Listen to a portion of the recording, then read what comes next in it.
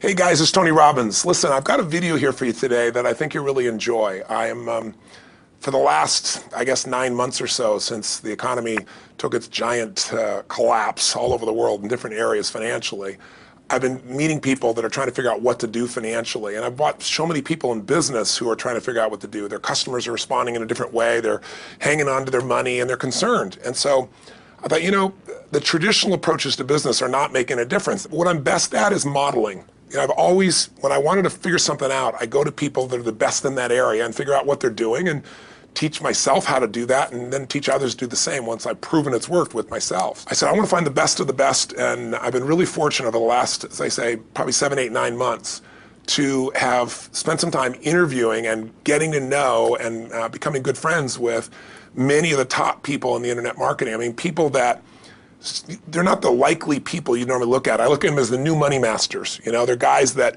you know, they didn't have the traditional education and ladies that didn't, but they found a way to add value.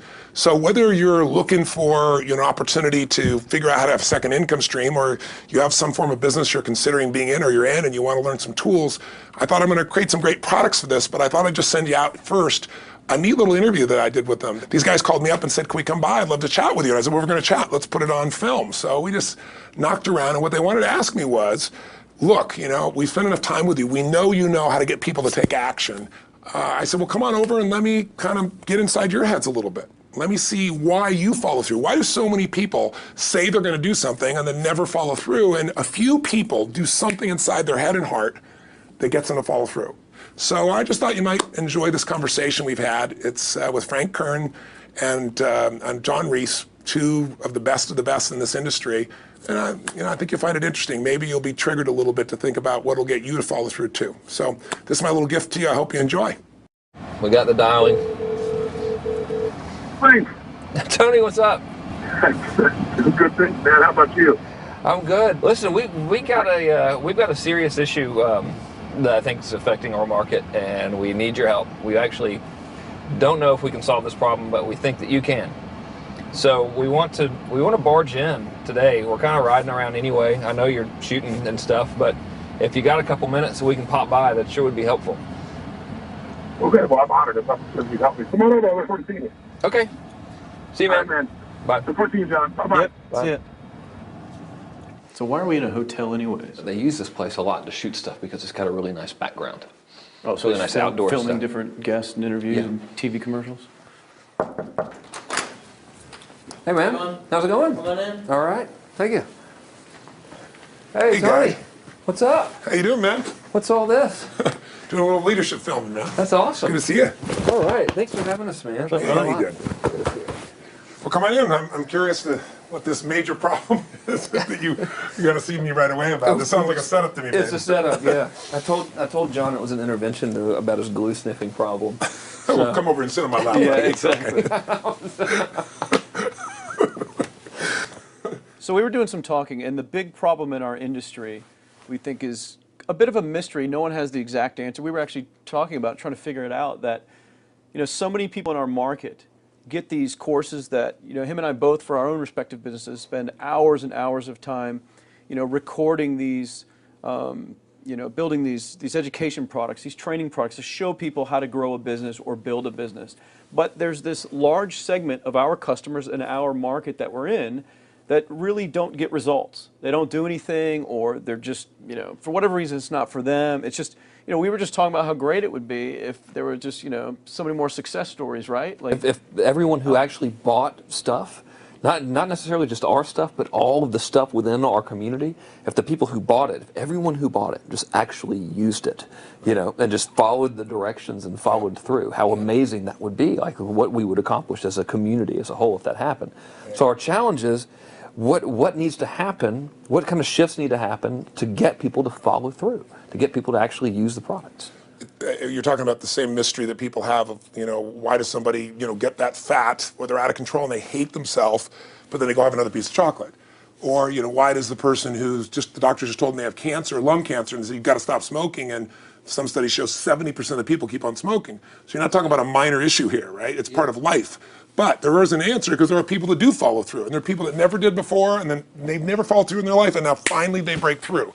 And that's what I try to focus on, is what those people do. Yeah. You know, in my case, in the business world, I look at people like you, people like Dan Kennedy. Yeah. What do these guys do? Okay, I'm just going to do that to the best of my ability.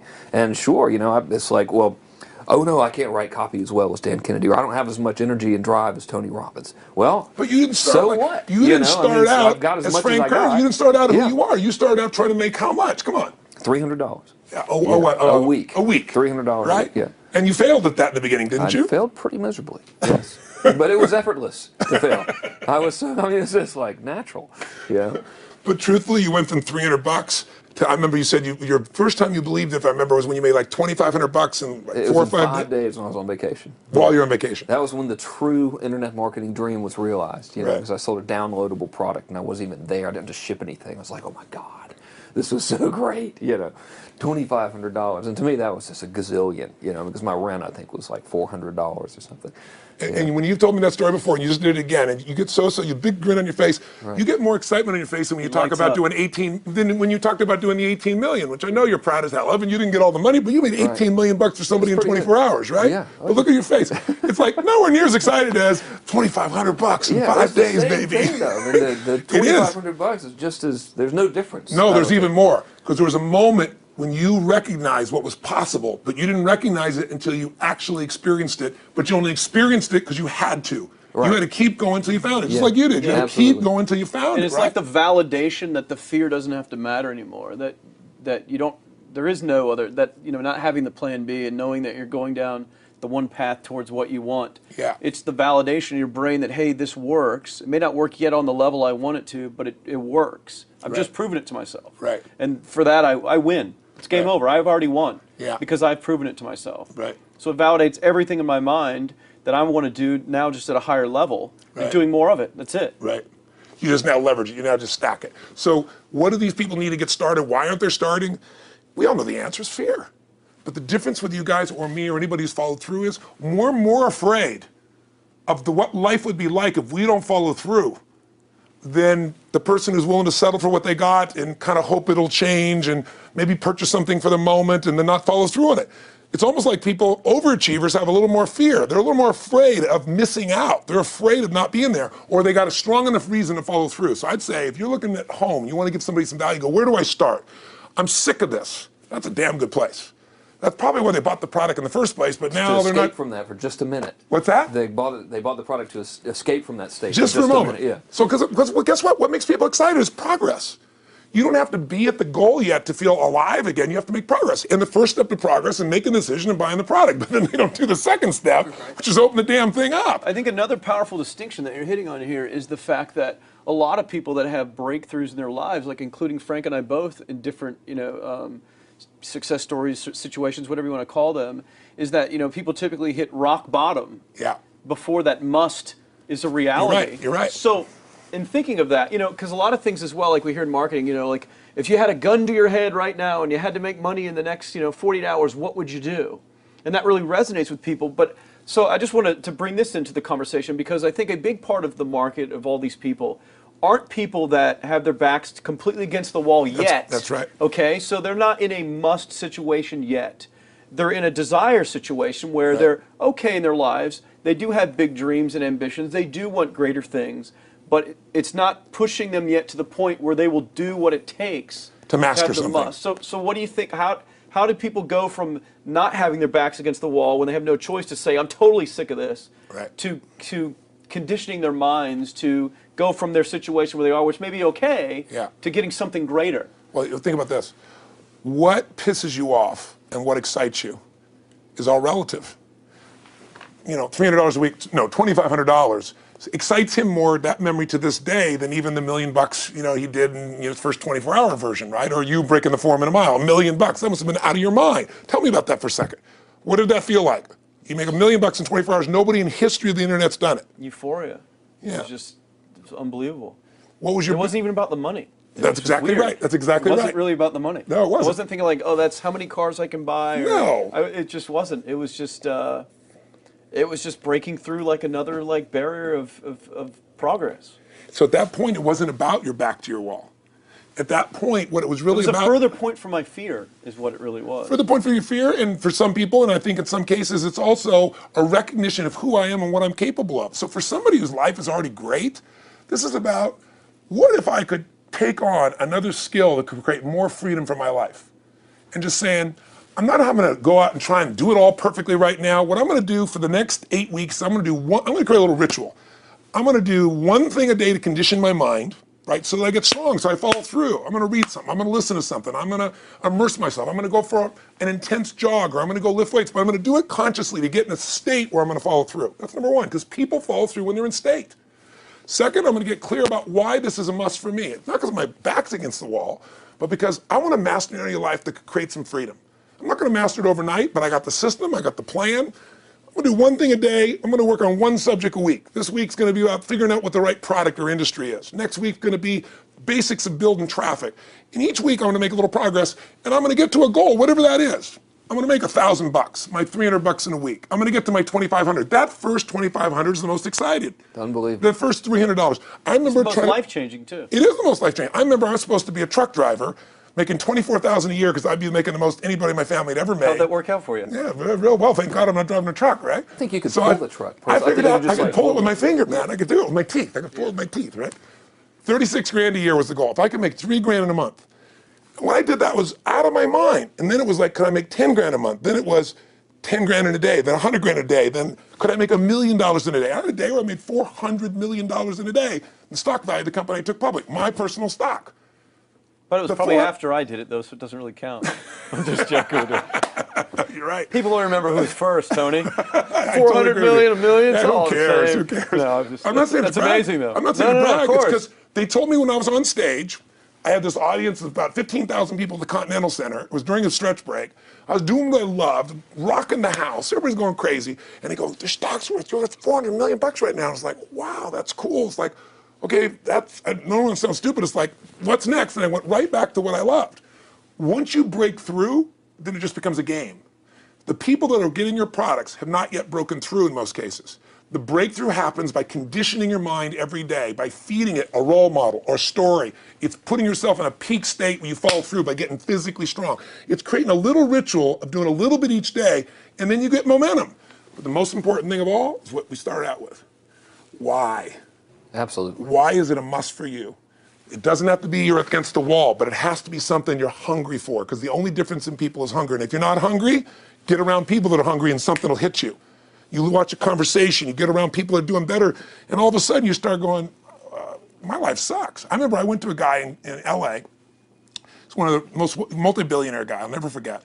And I lived in the Del Mar Castle, and I was really proud. That was like the symbol of me having taken myself from being poor to providing for my family this great place. It's built from castles in Europe overlooking the ocean, not far from you. And I went to this guy's house. He's a billionaire. He took me down to his wine cellar. I don't even drink wine. Went through this whole thing. At the end of the night, I was depressed. I lived in the Del Mar tenement, as far as I was concerned. I really was. I was like, I live in a crappy place, and all my standards changed. All of a sudden, I wasn't willing to settle for living that. All of a sudden, my back was to the wall in a different way, because as a man, I knew I was capable of more. So people can change their standard by getting around where it's better. People can change their standard by getting associated with what's true, like the bills they got to solve, the problems they got to do it.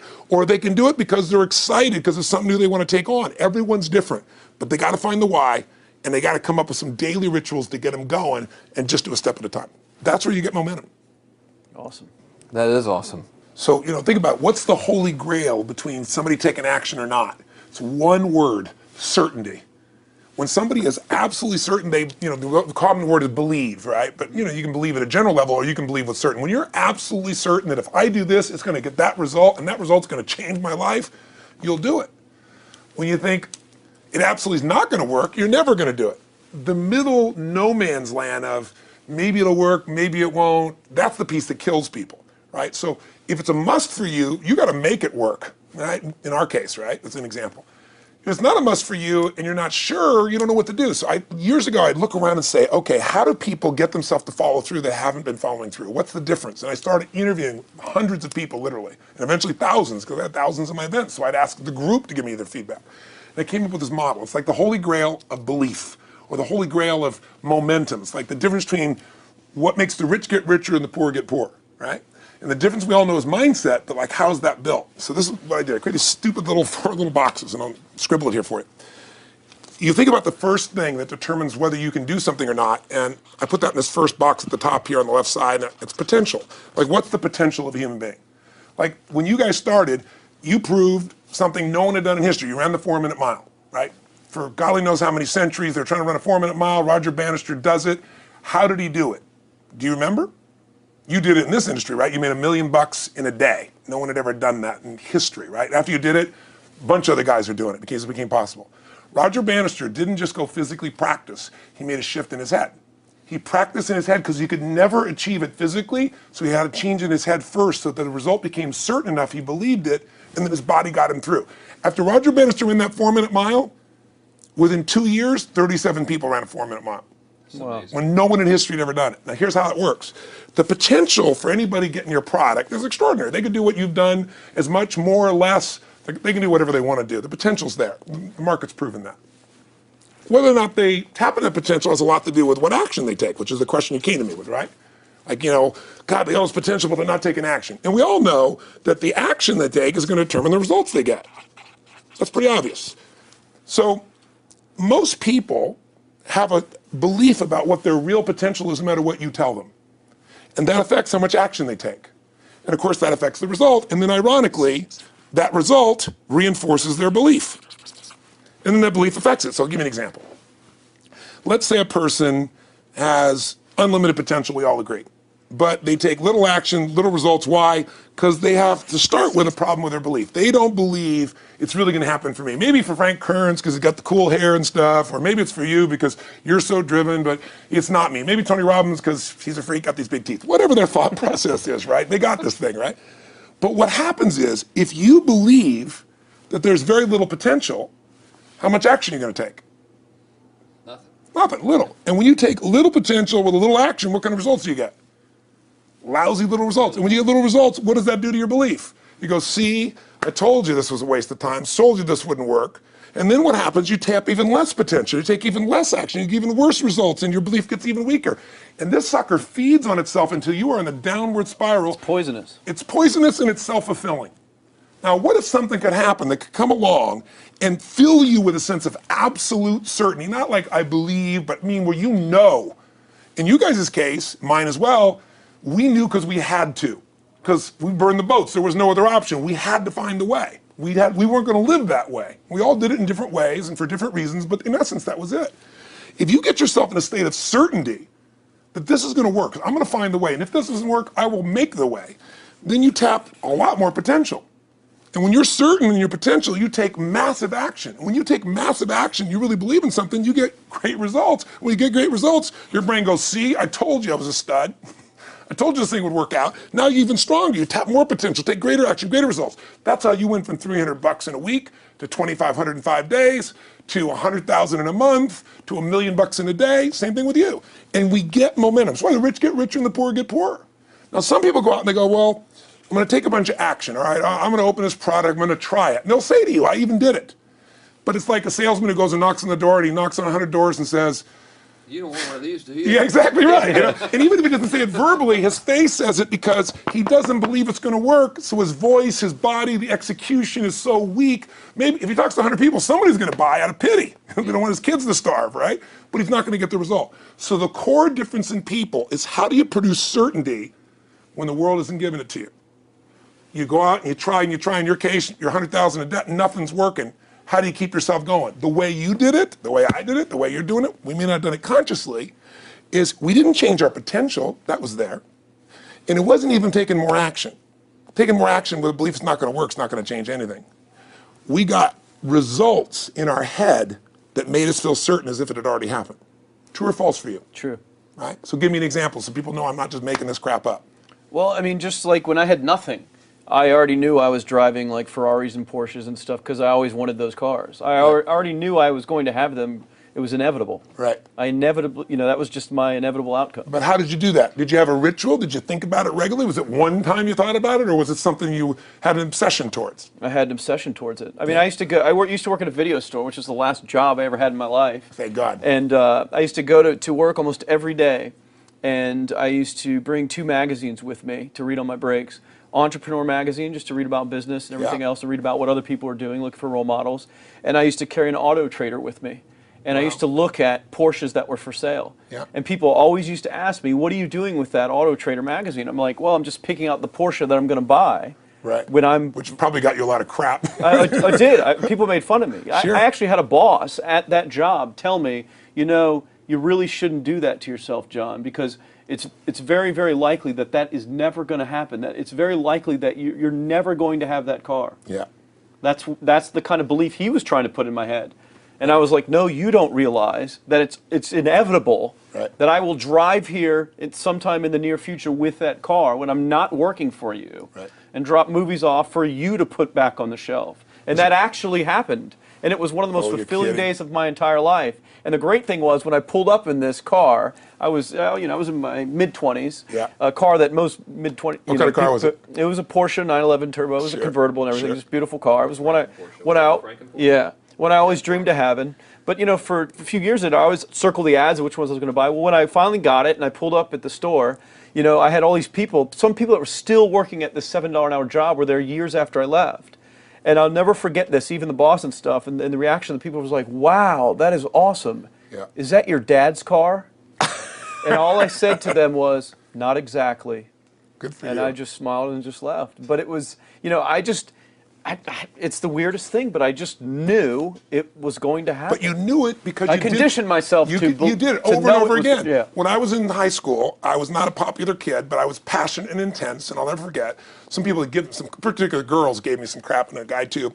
And I wrote in their journals or their annual yearbook at the end, I wrote, someday, I said, you treated me like hell. Someday I'll be rich and famous, and you'll be an effing truck driver. And you'll be sitting there, I'll be with with this beautiful woman of my life, rich, and you'll be watching me on television thinking, you wish you would have treated me better. I actually wrote this shit in people's annuals because I went to a 10-year high school reunion when the people showed me this stuff, great. right? But it's like, I burned the bridges, baby. I was like, this is how it's gonna be. So I'll give you a perfect example of this. They did studies, many have been done at this element, where they want to say, how much does the mind affect performance? So take basketball. And I've worked with a lot of NBA players and turned them around, and one of the problems many of them have is they'll choke on the free throw line.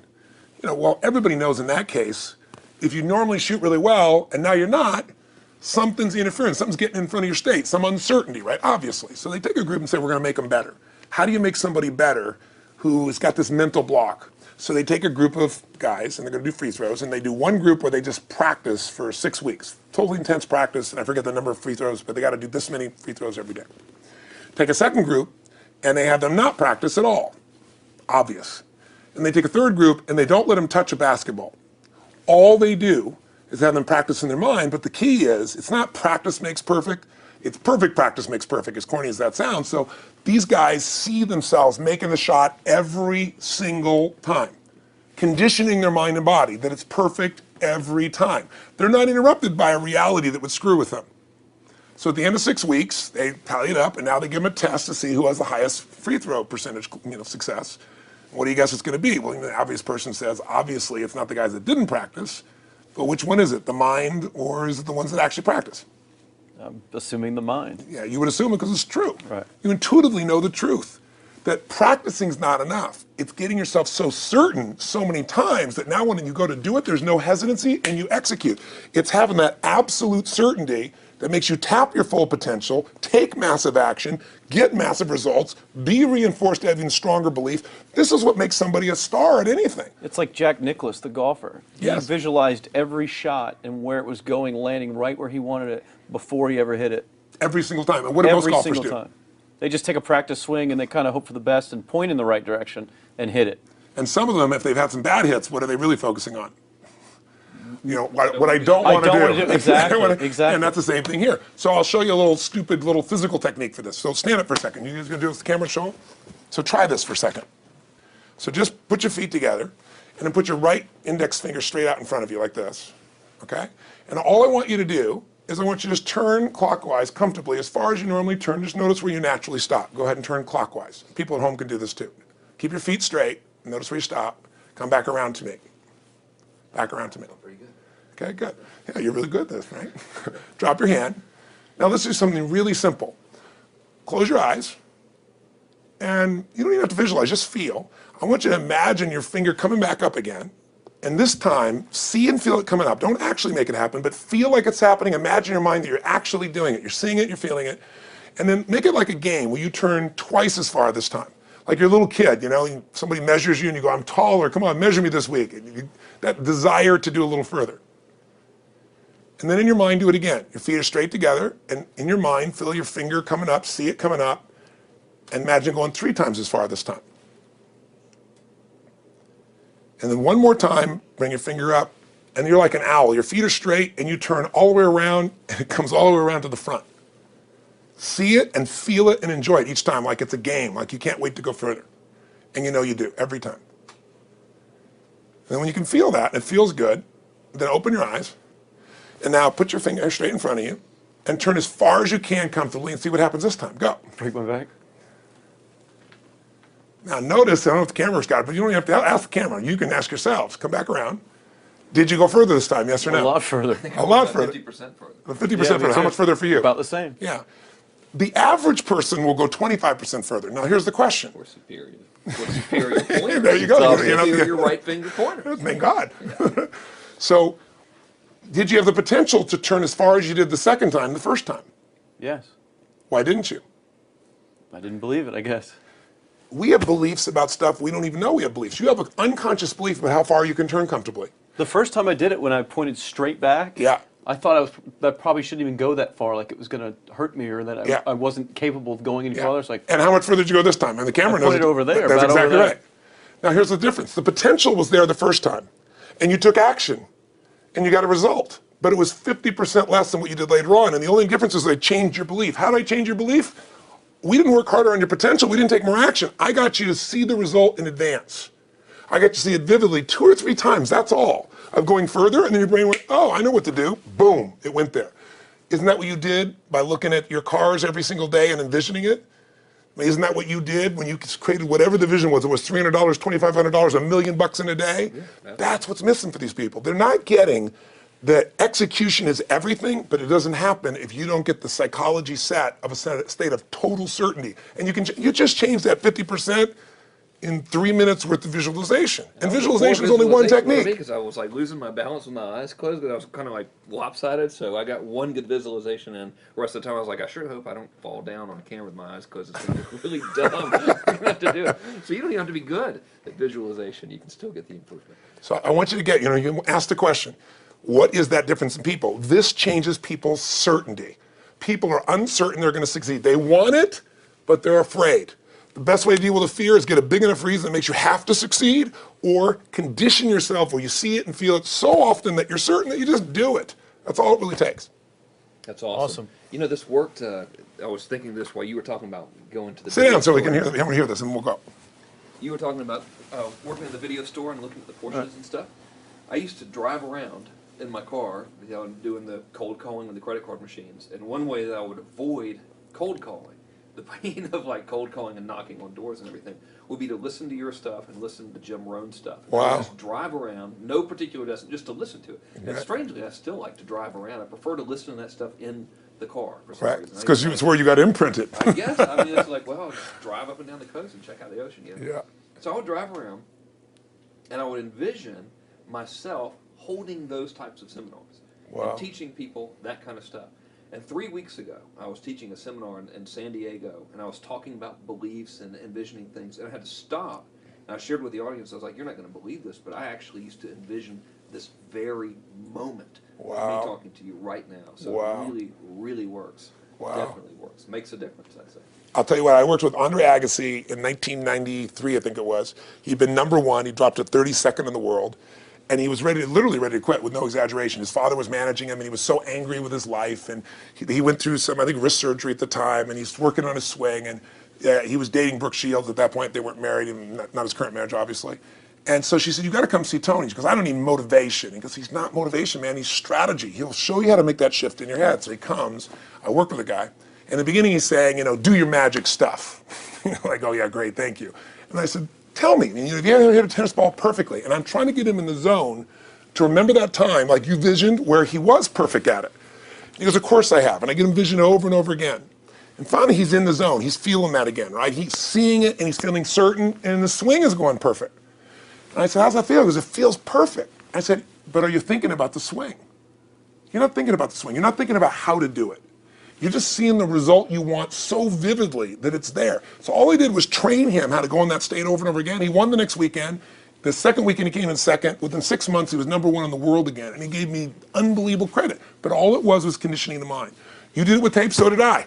We were just talking about this earlier, Pam and I used to go when I was 17 years old down to downtown Los Angeles, this place called Night Education, K-N-I-G-H-T, like in the night.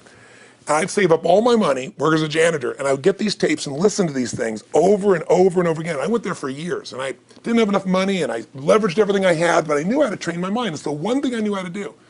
This man's name was Mario. I saw him in his 80s.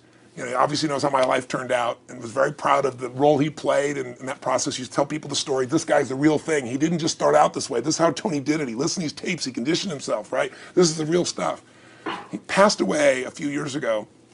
I'm calling his house, and he passed away, and his daughter was there, and she wanted to share with me that how I touched his life and so forth. But the best thing was, I thought, you know what? I want to get those tapes. I want to get that stuff that conditioned. You know, I want to go back to that moment like you did of, you know, that moment was visualizing, now I'm living it. And she said, he left all this in his will to you.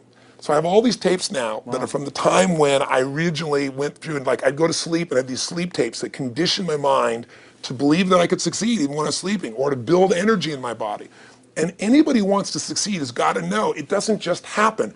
You can buy a product, but you also, with that product, have got to condition yourself. You got to make it a must, and you got to get a ritual. And if you do it, whatever you used to dream about you thought was so huge, you'll just live it. You'll live it like you lived this yesterday, like we're all living the life that we envision. Because we had to, and because we played this game with our head. We got the belief to be real by seeing it enough times and feel it enough times till our brain believed it, and then it made it happen. Which raised the potential, which made us take more action, which got us better results, which raised our beliefs again. That's right. And then that's why the rich get richer and the poor get poorer. So instead of bitching about it, change it.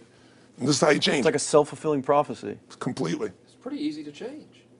Just that one simple exercise was amazing. I'm still like, holy crap, you know, I wonder what else I can do now. But look what most people do. Most people do the opposite of that, right? They get the product or they think about doing it, and what do they envision? It's not working. That's right. The excuses. So they vision it not working. As soon as they envision it not working, they feel uncertain. As soon as they feel uncertain, how much potential they tap? Little, if anything. And so they send back your product, and they listen to the damn thing, you know? And guess what? What does that do, by the way? They make that as another lousy result in their life. I didn't even follow through on that, and they believe even less. This process is the Holy Grail. It's where the whole game changes, and anybody can do it, and they can do it in a few minutes. And if they do it a few minutes each day, then they get a different life. They do it a few minutes one time, their life changes for the day. We're defined by our rituals. Everybody's got rituals, certain things they do every day. And what we three have in common, and anybody that I know of who has a life that they're living that was once a vision, is we saw it again and again and again, even when it didn't work, even when you lost 100 grand, even when I'm working as a janitor, there's something we would not give up on. And if somebody watching wants to change their life, they got to decide what they won't give up on, and then put themselves in the state of momentum by a couple little rituals. That's all it takes. And I think especially when it comes to anything related to making money, like making money products or promises or courses, people are so inundated with scams and all this garbage, true garbage, that, you know, their natural thinking is that they're so skeptical. It's like they fall into the conditioning of, well, if anything's ever going to work, that thing has to prove it to me before I believe anything. So when they go to approach the thing to make more money with, they're like, well, I'm starting at zero, and this thing has to prove to me that it has any potential at all before I believe that it will. Don't you agree with that's the case? Unfortunately, I agree it's the case, but here's the truth. When somebody says to me, in my business even more, because a lot of people think I'm a motivator. I hate that term. That's never been what I've done. I do believe in energy, and I'm passionate. You know, they see 10,000 people in a room rocking, they go, oh, he's motivating them. I believe in peak state. You get a top athlete, you get in a concert, and you get in state, right? The problem is, to defend themselves so they won't be disappointed again, they lower their expectations. So someone will say to me, well, I'm skeptical or I'm pessimistic. And my response to them is, no, man, you're gutless. It takes no guts to be skeptical. You don't have to have any capacity to be a critic. And now with the web, you don't even have to own that you're the one being the critic. You can burn somebody and, you know, anonymously, right? I said, you know what? It takes guts to believe. And if you think something's going to do it for you without you putting your guts on the line, you might as well forget it right now. So this idea that I'm skeptical or they got to prove it to me, it's the biggest lie. What that really is your fear talking. You're so scared of failing, you don't even want to get your hopes up. And if you don't get your hopes up, you might say, well, what if they get their hopes up and somebody gets disappointed? How many disappointments have we experienced in our business careers and in our lives? The difference is some people take disappointment and let it destroy them. Other people take disappointment and let it drive them. And you get to choose. Are you going to turn this thing into why it didn't work and a bunch of stories and excuses? Or are you going to take this thing that didn't work and figure out what are you going to do to make it work? And it may not happen the first time, the second time, the third time, but the people that are relentless find the way. And it's the common denominator in all these guys that are kind of our friends or family, money masters, the new money masters is they all did it with will. Nobody here inherited this stuff. Everybody figured it out and keep figuring it out. And it's going to keep changing. And you say, you know what, 1% of 99% of the money being made is being made by 1% of the people because only 1% of the people will condition their mind and condition their body and follow through some daily rituals. The rest will tell a story about why it didn't work, how it wasn't their fault. And you got two things in life. You got results or you got a story, And too many people think that that 1% is somehow entitled to it and they're not, which is, it's just all in the head. It's all in the their head. belief. It's all in the head, which can be changed with some conditioning. Basic conditioning. You just proved it to us. That's fun. That's why I made Get the Edge and Personal Powers, because I understood that from the very beginning. Originally it was 30 days, and years later people would say, I've heard all the great results and everything else, man, but I don't have 30 days, and I'd be behind the glass, focus group, watching these people want to shake them, like, you don't have 30 days to change your life, I thought, okay, I'll make it 7 days, just one, because after 7 days, you get momentum. I mean, think about it. When do people's lives change? In a moment. It doesn't change in 10 years. Your life may suck for 10 years, but there's one moment when your whole life changed, the moment you decided. When you said, no more, and I'm doing it, and you kicked yourself in the ass, and you made yourself go do something, right? When you finally said, enough, no more, I quit, or let's begin, or I love you, there's a moment when somebody's life changes. And that can be gotten in a couple of days. So people watching don't have to wait until they've mastered everything. They got to get started and do what's next, and just put themselves in a state where they start making some progress. Well, there it is. I think that's the answer that can help solve that problem with a lot of people. They'll just pay attention to it and do it. The bottom line is, all three of us and some of the people that we consider as family that are part of this process, we've all done well, and we don't need to do this stuff. We're able to do this stuff because underneath it all, people can see in your eyes, Frank, when you talk about $2,500 you made that day and the joy, right? Or you talking about not willing to settle, and just, I don't care what they say. They tell me I'm going to sit here and I should lower my expectations. I'm going to be driving my car in here and they're going to be delivering a video to me. There's something inside of every human being that will make it click, that'll make it so that today is not like yesterday and tomorrow will be different forever. And that process is an emotional hook. And what I hope is people watching this stuff, maybe something in here will piss them off enough or remind them of something or say there is a plan and it isn't just luck. And if I just get my big enough why, and I get a little system for conditioning myself, and if I start to feel overwhelmed, I just do one next step. And I keep learning and keep moving forward, I will get there. And if we accomplish that out of this conversation, then this conversation was kick-ass and fun, not just for us, but it'll be something that we'll be really proud of a long time. Whether that happens or not really has nothing to do with us, but whether or not people take it in as real and do something with it. I hope they will. I think a lot of people will. I think they will. Thanks a lot. I think it was awesome. Thank you. That's been a I blast. Appreciate it. your shoot here. Yeah, going back to the next one. Yeah. Thanks, guys. Thanks. Yeah. Thank Appreciate you. it. Really appreciate it.